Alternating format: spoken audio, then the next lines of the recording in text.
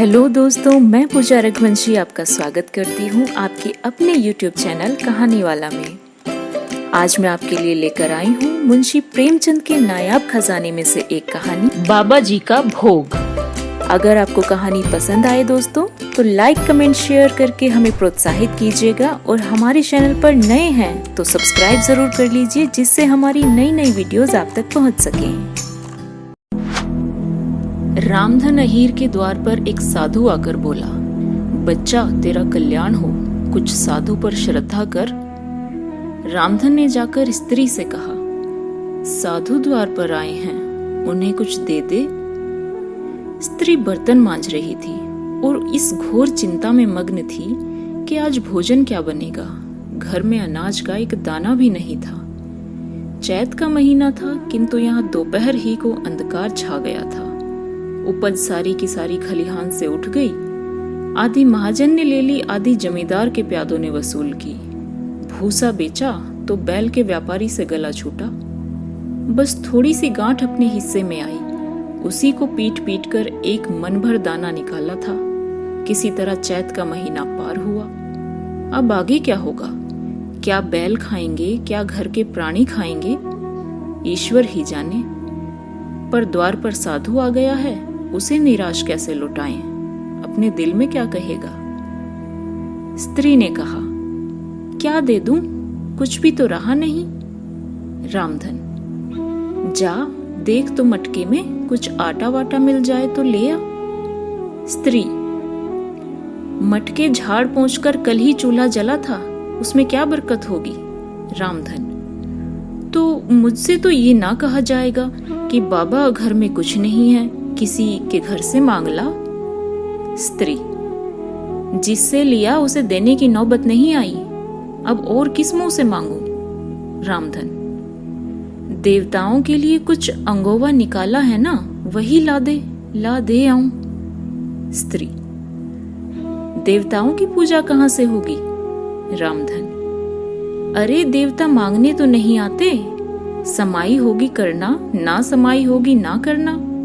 स्त्री, अरे तो कुछ अंगोवा भी पंसेरी दो पसेरी है, बहुत होगा तो आधा सेर। इसके बाद क्या फिर कोई साधु ना आएगा? उसे तो जवाब देना ही पड़ेगा। रामधन, ये बला तो टलेगी, फिर देखी जाएगी। स्त्री झुंझला कर उठी और एक छोटी सी हांडी उठा लाई, जिसमें मुश्किल से आध सेर आटा था। वह गेहूं का आटा बड़े यत्न से देवताओं के लिए रखा हुआ था। रामधन कुछ देर खड़ा सोचता रहा। तब आटा एक कटोरे में रखकर बाहर आया और साधु की झोली में डाल दिया।